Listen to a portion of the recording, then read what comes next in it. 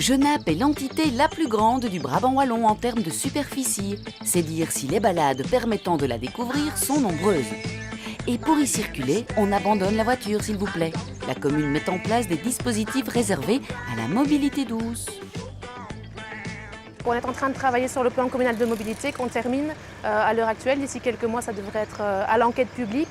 Et dans ce cadre-là, on a au niveau cycliste tenté vraiment de valoriser les cheminements entre les villages parce que Genappe a un territoire qui est assez éclaté et aussi les cheminements entre les villages et le centre de Genappe. On travaille actuellement sur la mise en place des sens uniques limités qu'on n'a pas étendu à tous les sens uniques de la commune, mais qu'on a uniquement ciblé vraiment sur des endroits qui visaient à rendre plus confortable, plus sécurisé le trajet des cyclistes pour des trajets surtout utilitaires, donc vers les centres commerciaux ou vers l'administration communale ou le centre même de Genappe.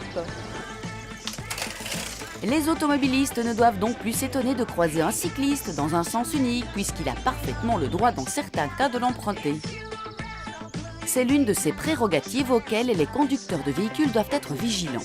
La prudence doit être partagée. Et en ne respectant pas, par exemple, l'interdiction de stationnement sur une piste cyclable, on met vite une vie en danger. À son tour, le cycliste doit lui aussi être attentif aux autres usagers de la route. Toujours être visible et faire attention aux piétons et aux cavaliers qu'il pourrait croiser dans des zones plus rurales. Et ça tombe bien, ici à Genappe, une voie verte sera bientôt mise à disposition des Genappois, des Genappans. Mais non, les Genappiens. Alors cette voie verte, pourquoi? Pourquoi ici entre Houtin-le-Val, Loupoigne et Genappe? Parce que ce sont deux villages qui sont assez retirés du centre de Genappe. Et donc l'idée c'est de permettre à ces usagers doux des deux villages de rejoindre le centre de Genappe sur un site propre, donc de façon sécurisée, sans utiliser les axes empruntés par les automobilistes.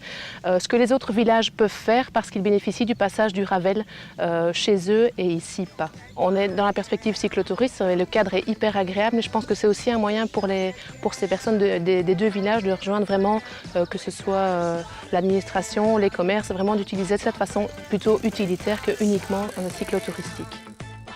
Dépasser le vélo loisir pour revenir au vélo utilitaire, c'est encore et toujours le challenge du plan Wallonie cyclable. J'en connais qui sont prêts à le relever et ils sont avec vous, Adrien.